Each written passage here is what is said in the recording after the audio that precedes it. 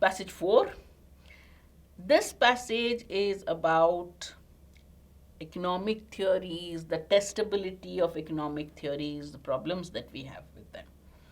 Let's quickly read the passage and read. This is a moderate to difficult passage. Let's summarize it quickly and then look at the questions. Most assumptions in economic theory cannot be tested directly. For example, there's the famous assumption of price theory that entrepreneurs strive to maximize profits. Attempts to find out whether they do by asking them usually fail. After all, entrepreneurs are no more fully conscious of their motives than other people are. A logical approach would be to observe entrepreneurs in action, but that would require knowing what sort of action is associated with profit maximizing, which is to say that one would have to draw out all the implications of a profit maximizing model. So most assumptions of economic theory cannot be tested directly. That is the main point of this paragraph. Thus, one would be testing an assumption about business behavior by comparing the predictions of the theory of the firm with observations from the real world. This is not as easy as it sounds. Since the predictions of economics are couched in the nature of probability statements, there can be no such thing as a conclusive once and for all test of an economic hypothesis. So you test a hypothesis by looking at the real world behavior. But even testing that hypothesis is problematic because the hypotheses are always expressed in probability statements. So you can't have a proper once and for all test of an economic hypothesis, okay, because of the conditional way it is phrased. The science of statistics cannot prove any hypothesis. Statistics cannot be used to prove any hypothesis. It can only fail to disprove it. Science, it can only not disprove. It fails. Statistics cannot prove or disprove a theory. Hence, economic theories tend to survive until they are falsified repeatedly by new and better data. This is not because they are economic theories, but because the attempt to compare predictions with outcomes in social science is always limited by the rules of statistical inference. Alright, economic theories hold till they are falsified repeatedly by new or better data. Now, this is not because they are economic theories, but because the attempt to compare predictions with outcomes in social sciences is always limited. Limited by what? Rules of statistical inference. Competing theories exist. It's not remarkable. It's not something surprising. It's not at all surprising that competing theories exist to explain the same phenomena, with economics disagreeing as to which theory is to be preferred.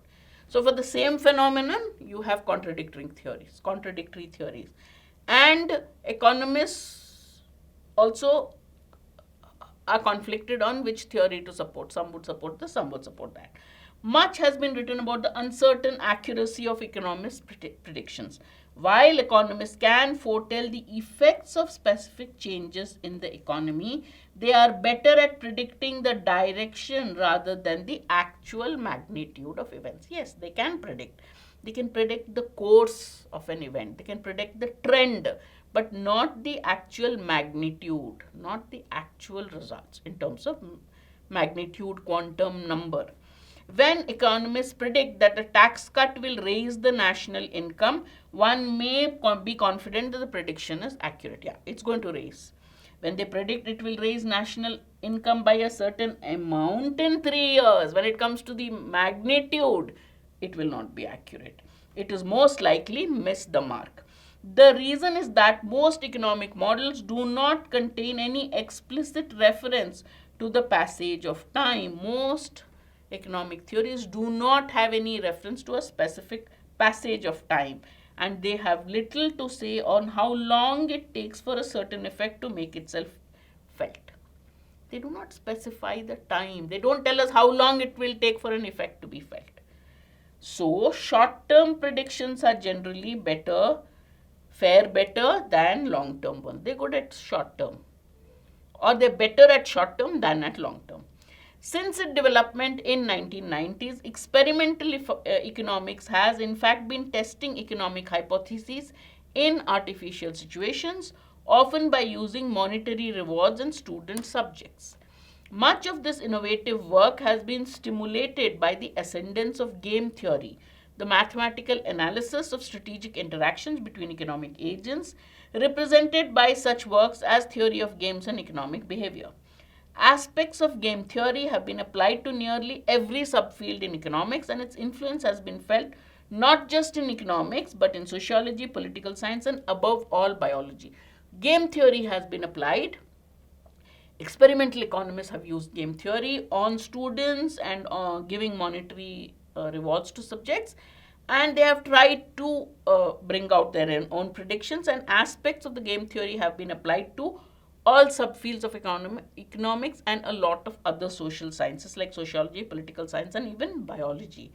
Because game theory fosters the construction of an experimental game situation, it has helped diminish the old accusation that economics is not a lab-based science. Those who say there's always the debate: is economics a science or should it be considered science, physical science, or a social science? Many say it cannot be tested. Its theories cannot be tested in a lab, so it is not a physical science. So he says this lab-based science, at least where game theory and its applications are concerned, it does involve construction of experimental game situations, so it makes it a lab-based science.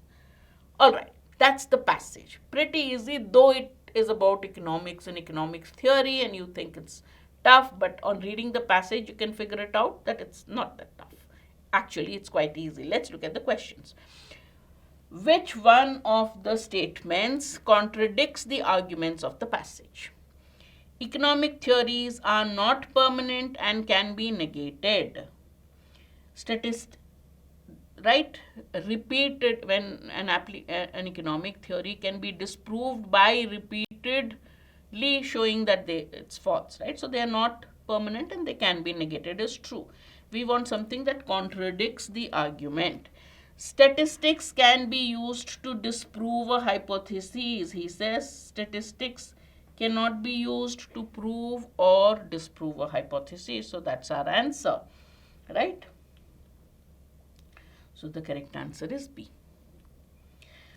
Question 14. All of the following claims cannot be inferred except. That means which option can be inferred? Statistics can be used to predict outcomes in social sciences. No, can't be inferred. That's not our answer. Game theory succeeded in making economic predictions more accurate. Game theory has been used for making it more like a lab science, experimental economics, but did he say it's to make it more accurate? Economic theories cannot be conclusive due to shortcomings in statistics.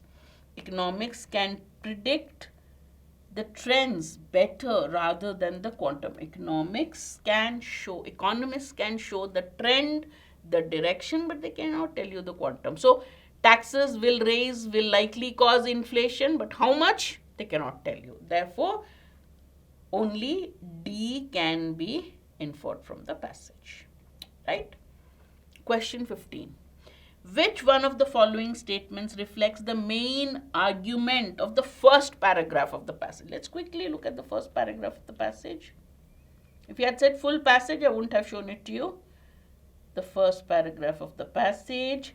Most assumptions in economic theory cannot be tested directly. Because then he gives the example, price theory, but that economists, entrepreneurs try to maximize profits, but this cannot be proved. When you ask the entrepreneur, he says, I don't know, because he's not always consciously aware of why he takes a particular decision, right? Second, you have to observe, but that means you have to observe what kind of actions maximize profits. So which one sums up this question best? Let's go to question